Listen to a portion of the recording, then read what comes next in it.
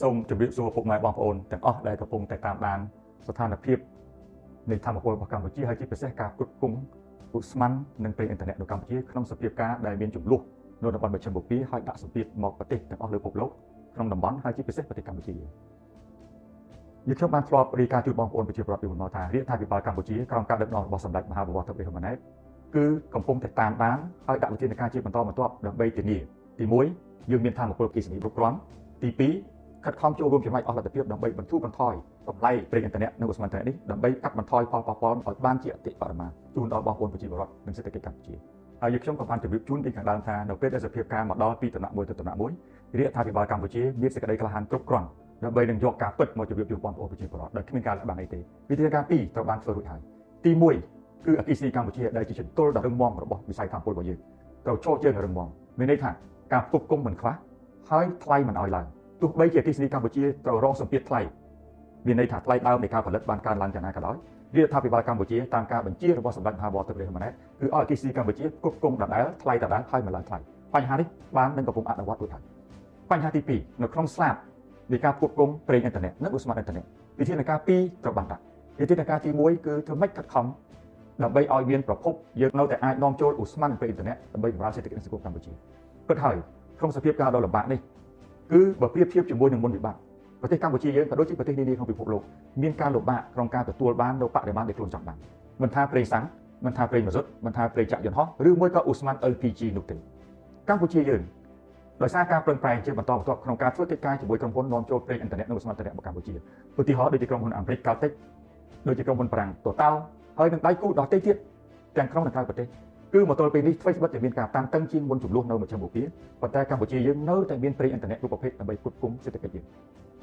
ដូច្នេះបញ្ហានេះគឺបានធ្វើមួយកម្រិតដោយសាររដ្ឋាភិបាលកំពុងតែធ្វើការមានន័យថាក្រសួងរាយរដ្ឋាភិបាលក្រសួងពាណិជ្ជកម្មក្រសួងសេដ្ឋកិច្ចហិរញ្ញវត្ថុដែលជាសេនាធិការរបស់រាជរដ្ឋាភិបាលធ្វើកិច្ចការទាំងយប់និងថ្ងៃដើម្បីធានាប្រភពកុំឲ្យវាអត់មានចូលក្នុងប្រទេសយើងបញ្ហាថ្លៃរាជរដ្ឋាភិបាលបានបន្តដាក់វិធានការដកពន្ធនិងអាករគ្រប់ប្រភេទទាំងអស់ដើម្បីទី1សម្រួលកុំឲ្យថ្លៃបុកទៅរកប្រជាពលរដ្ឋ 100% អញ្ចឹងរដ្ឋាភិបាលបានកាត់ពន្ធកាត់អាករជាច្រើនប្រភេទដើម្បីធ្វើឲ្យថ្លៃនេះមានផលប៉ះពាល់តិចបំផុតតាមតែអាចធ្វើទៅបានដល់បងប្អូនប្រជាពលរដ្ឋនិងក៏កំពុងតែបានអនុវត្តហើយទី2រាជរដ្ឋាភិបាលក៏បានដកអាករនិងពន្ធមួយចំនួនទៀតដើម្បីសម្រួលដល់អ្នកនាំប្រេងចូលពីព្រោះបើសិនជាចំណាយថ្លៃដើមរបស់គាត់ខ្ពស់ហើយយើងអត់ជួយទៀតអ្នកនាំប្រេងអ្នកនាំឧស្ម័ននឹងឈប់នាំចូលទៀតដូច្នេះវិធានការនេះក៏កំពុងតែបានធ្វើជាបន្តរួចហើយស្ថានភាពចុងក្រោយយើងខ្ញុំមកទល់ពេលនេះអាចរាយការណ៍ជូនបងប្អូនប្រជាពលរដ្ឋថាប្រេងចក្រយន្តហោះប្រេងសាំងប្រេងម៉ាស៊ុតគឺយើងនៅតែបន្តទិញបានដើម្បីផ្គត់ផ្គង់ទោះបីជាមានការតឹងតែងជាងមុនក៏ដោយនៅមានអំពីឧស្ម័ន LPG ឧស្ម័ននេះត្រូវបានប្រើប្រាស់សម្រាប់ឧស្សាហកម្មដូចជាផលិតកំប៉ុងដូចជាយកទៅចម្អិនតាមបណ្ដាភោជនីយដ្ឋានធំៗដូចជាយកមកចាក់តាក់ស៊ីឬមួយក៏ធ្វើជាឥន្ធនៈសម្រាប់រថតុកជាដើមឬក៏ចម្អិនអាហារតាមផ្ទះឧស្ម័ននេះគឺមានការចម្អៀតតឹងជាងគេថ្មីតែដូច្នេះក៏ដោយរាជរដ្ឋាភិបាលកម្ពុជាជាពិសេសក្រសួងរាយរដ្ឋាភិបាលកំពុងតែធ្វើការជាមួយបណ្ដាប្រទេសក្នុងអាស៊ានដែលជាដៃគូនិងក្រៅដើម្បីខំរកប្រភពជាមួយនឹងក្រុមហ៊ុនធំដែលនាំចូលនិងចែកចាយឧស្ម័ន LPG នៅកម្ពុជាសប្តាហ៍នេះយើងមានក្រុមហ៊ុន7ដែលនាំចូលឧស្ម័ន LPG នេះក្នុងចំណោមក្រុមហ៊ុន7នេះគឺនៅតែបន្តនាំចូល LPG ជាបន្តបន្ទាប់របស់កម្ពុជាសម្រាប់ខែវិនានិងខែមេសាខាងមុខមានការបញ្ជាទិញយកមកដល់ហើយក្នុងស្តុកមានការដែលកំពុងដឹកជញ្ជូនជាបន្តបន្ទាប់និងមានការដែលទើបតែដាក់បញ្ជាទិញថ្មីហើយនឹងខំស្វះស្វែងរកប្រភពថ្មីបន្ថែមទៀត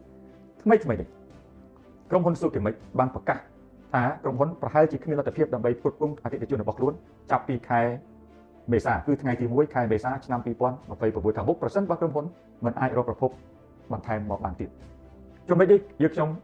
ក៏កំពុងតែតាមដានការវិវត្តនេះដែរប៉ុន្តែសូមជម្រាបជូនបងប្អូនប្រជាពលរដ្ឋថាក្រុមហ៊ុនស៊ូគីមិចជាក្រុមហ៊ុនមួយក្នុងចំណោមក្រុមហ៊ុនទាំង7ហើយក្រុមហ៊ុនស៊ូគីមិចផ្គត់ផ្គង់ទីផ្សារឧស្ម័ន LPG នេះប្រមាណតែ3%ប៉ុណ្ណោះនៅក្នុងទីផ្សារសរុបដូច្នេះមានន័យថាប្រសិនបើក្រុមហ៊ុនស៊ូគីមិចមិនអាចផ្គត់ផ្គង់ចាប់ពីខែ4ទៅហើយមិនអាចរកប្រភពបន្ថែមយើងក៏នៅមានប្រភពមួយចំនួនធំទៀតដែលយើងអាចផ្គត់ផ្គង់ជូនប្រទេសយើងបានសូមបងប្អូនកុំតន់ឲ្យមានការព្រួយបារម្ភហើយស្លន់ស្លោនៅក្នុងស្ថានភាពនេះយើងខ្ញុំសូមអំពាវនាវឲ្យមានការចូលរួមទាំងអស់គ្នាក្នុងការជួយប្រើប្រាស់និងសន្សំសំចៃប្រេងឥន្ធនៈគ្រប់ប្រភេទហើយជាពិសេសឧស្ម័ន LPG នេះតែម្ដងតើយើងអាចជួយយ៉ាងម៉េចបានឧទាហរណ៍តាមលំនៅឋានមួយចំនួនដែលយើងប្រើ LPG យើងអាចដូរមកជាការប្រើប្រាស់ចង្ក្រានអគ្គិសនីបានយើងខ្ញុំសូមសំណូមពរឲ្យបងប្អូនពិចារណាជួយទិញចង្ក្រានអគ្គិសនីប្រើអគ្គិសនីរបស់យើងដែលអត់ឡើងថ្លៃហើយជួយសន្សំ ឧស្ម័ន LPG ឲ្យសង្គមអញ្ចឹងប្រសិនបើយើងធ្វើដូច្នេះបានឧស្សាហកម្មមួយចំនួនធ្វើដូច្នេះបានគឺយើងអាចទុកឧស្ម័ននេះ LPG ដែលលំបាកនេះយកទៅឲ្យបងប្អូនរត់តាក់ស៊ីបងប្អូនរត់ទុកហើយបងប្អូនតាមភោជនីយដ្ឋានធំៗដែលគាត់អត់អាចទៅកែអីក្រៅពីប្រើហ្គាសដើម្បីចម្អិនអាហារទេចូលរួមទាំងអស់គ្នាដើម្បីឆ្លងការលំបាកប៉ុន្តែក៏មិនត្រូវមានការភ័យខ្លាចរហូតទៅដល់ស្លន់ស្លោដែរដោយសារតែយើងនៅតែបន្តនាំឧស្ម័ន LPG ជាបន្តតាមរយៈក្រុមហ៊ុនផ្សេងបញ្ហាអគ្គិសនីក៏ដូចគ្នាធ្វើត្បិតតែអគ្គិសនីរបស់កម្ពុជាយើងមានគ្រប់គ្រាន់ថ្លៃយើងមិនឡើងប៉ុន្តែសូមឲ្យមានការប្រើប្រាស់អគ្គិសនីដោយសន្សំសំចៃឧទាហរណ៍ដូចជាការដាក់ម៉ាស៊ីនត្រជាក់កុំឲ្យដាក់8ដណ្ដប់ដឺក្រេយើងដាក់ម៉ាស៊ីនត្រជាក់25 24យើងអាចមានផាសុខភាពហើយជួយសន្សំសំចៃភ្លើងអញ្ចឹងបើសិនជាយើងជួយសន្សំសំចៃភ្លើងតិចម្នាក់តាមបារ៉ូតាមផ្ទះយើងទុកភ្លើងរបស់យើងទៅជួយឧស្សាហកម្មទៅជួយផ្នែកកសិកម្មនិងផ្នែកធ្វើដំណើរដឹកជញ្ជូនដូចជាការប្រើឡាន EV ជាដើមហើយរាជរដ្ឋាភិបាលកំពុងតែធ្វើការទាំងយប់ទាំងថ្ងៃដើម្បី